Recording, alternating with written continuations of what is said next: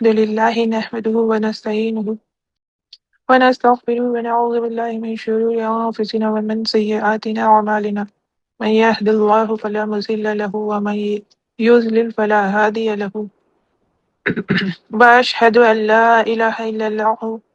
وحده لا شريك له وأشهد أن محمدا عبده ورسوله اللهم إني أسألك علما نافعا ورزقا طيبا وعملا متقبلا رب اشرح لي صدري ويسر لي أمري واحلل عقدة من لساني يفقهوا قولي ربي يسر ولا تؤسر وتمم بالخير وبك نستعين يا فتاح اللهم ربي زدني علما اللهم ربنا زدنا علما اللهم ربنا زدنا علما السلام علیکم ورحمۃ اللہ وبرکاتہ۔ تو انشاءاللہ ہم لوگ تختی نمبر 1 مفردات سے شروع کریں گے اپنا سبق۔ تو تختی نمبر 1 مفردات مطلب کیا ہوتا ہے؟ مفردات مطلب فرد فرد الگ الگ، ٹھیک ہے، جیسے الف الگ ہو گیا، ہا الگ ہو گیا، خا الگ ہو گیا، ٹھیک ہے، یہ سب الگ الگ حرف کو ملا کر ان کو مفردات کہتے ہیں۔ لیکن اگر ہم اس کو سیکوینس میں پڑھیں گے جیسے الف با تا تا جیم ہا خا، ان سب کو ملا کے حروف تہجی یا حروف ہجا اس کو کہا جاتا ہے، ٹھیک ہے۔ تو یہ آپ لوگوں کو یاد رکھنا ہے انشاءاللہ تعالی۔ تو اب ہم لوگ دیکھ لیتے ہیں یہ تختی ہم لوگوں کو پڑھنی کیسے ہے۔ اعوذ باللہ من الشیطان الرجیم بسم اللہ الرحمن الرحیم الف با تا ثا جیم ہا خا دال ذال را زا سین شین صاد ضاد طا ظا عین غین با قاف کاف لام میم نون واو ہا حمزہ یا، ٹھیک ہے۔ اب ان سارے حرف جتنے بھی ہم لوگوں نے پڑھے ہیں، تو بہت لوگ اس کو سین اور سا دونوں کا مخرج بھی ایک رکھتے ہیں، تو ان میں کیا فرق ہے یہ ہم لوگ دیکھتے ہیں، ٹھیک ہے۔ تو یہاں پر دیکھیے جو سین ہے وہ کیا ہوتا ہے، اس میں سیٹی کی آواز آتی ہے اور سا میں سیٹی کی آواز نہیں آتی ہے، ٹھیک ہے۔ سین کو ہم لوگ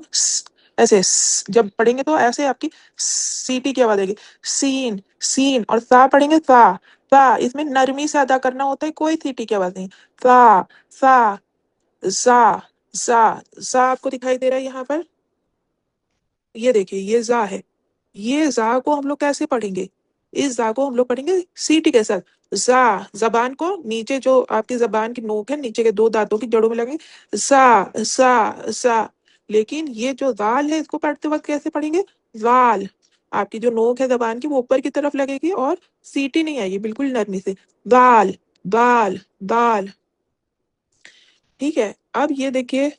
جو یہ مخرج ہوتے ہیں آپ کے سین اور سواد، سب کو آپ لوگ ایک ہی طرح سے پڑھتے ہیں، تو اس میں کیا فرق ہوتا ہے، سین کو ہم لوگ جو ہے باریکی سے پڑھتے ہیں اور سواد کو ہم لوگ موٹا کر کے پڑھتے ہیں، دونوں میں آتی ہے سیٹی کی آواز، لیکن کیا کرتے ہیں سین کو باریک اور سیٹی کے ساتھ پڑھتے ہیں، سواد سواد سواد، اس کو پڑھتے وقت سیٹی آئے گی اور یہ بھی حرف کو موٹا کیا جائے گا، ٹھیک ہے، سین سواد سواد، ٹھیک ہے۔ ویسے ہی دال اور وال دونوں کا کیا ہے، مخرج ایک ہی ہوتا ہے، لیکن کیا کرنا ہے اس کا ہم لوگوں کو دونوں بھی نرمی سے ادا کیا جاتے ہیں اور اس میں بھی سیٹی نہیں آتی، تو ان کو ادا کرتے وقت کیسے کریں گے، دال دال کو پتلا کر کے باریک کر کے پڑھیں گے، وہ کو کیا کریں گے، اس کو موٹا کر کے پڑھیں گے، وہ منہ میں پوری ہوا بھر کے وہ اوپر کی طرف جائے گی آپ کی زبان، ٹھیک ہے۔ تو حروف مستعلیہ مطلب جو حرف موٹے پڑھے جاتے ہیں، منہ بھر کے ہوا کو بھر کے پڑھا جاتا ہے، وہ یہ سارے حرف ہیں، یہ آپ کو اپنے دھیان میں رکھنے، جیسے خا صاد ضاد طا ظا غین قاف، ٹھیک ہے، اس کو آپ کو اچھے سے اپنے دھیان میں رکھنا ہے، اور اگر ابھی سے اسٹارٹ ہی سے یہ ساری چیزیں دھیان میں رہیں گی تو انشاءاللہ آپ کو پڑھنے میں آسانی ہوگی، آپ کے مخرج بہت زیادہ بہتر ہو جائیں گے، جب آپ تجوید پڑھیں گے تو سننے والے کو بھی سمجھ میں آئے گا کہ آپ نے تجوید بہت اچھے سے سیکھی ہے۔ تو ایک ہی بار میں تو یاد نہیں ہو جائے گا، دھیرے دھیرے آپ کے جو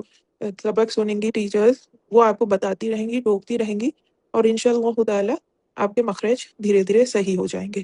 لیکن اس کے لیے آپ لوگوں کو روز جو ہے کلاس اٹینڈ کرنی ہوگی، ریگولر رہنا پڑے گا، اور جو آپ کو استاد بولیں، آپ کے ٹیچر بولیں، ان کو آپ کو کسی ایک کاپی بنا لینی ہے، اس کے اندر یہ ساری چیزیں لکھ کر رکھنی ہے، ٹھیک ہے؟ یہ ساری چیزیں جو یہ آپ کو پیج دکھائی دے رہا ہے کہ حروف صفیر کیا ہے، سیٹی والے،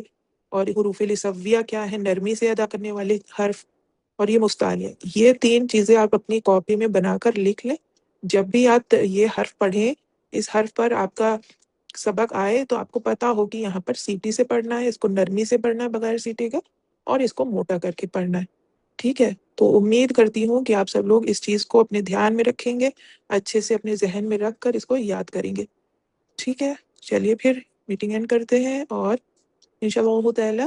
آپ سب لوگ اس کو اچھے سے یاد کریے گا۔ انشاءاللہ اللہ تعالیٰ ہم لوگوں کو اس سفر میں استقامت دے، ہم لوگوں کو ذہن کو کھول دے، اور ہم لوگوں کو یاد کرنے کی اور تجویز سیکھ کر اس کا فرض ادا کرنے کی توفیق عطا فرمائے۔ اے اللہ ہمیں قرآن پڑھنے، سمجھنے، غور کرنے، پھیلانے کی توفیق دے۔ سبحانک اللہم و بحمدک، نشہد ان لا الہ الا انت، نستغفرک و نتوب الیک۔ السلام علیکم و رحمۃ اللہ وبرکاتہ۔ جزاک اللہ خیر۔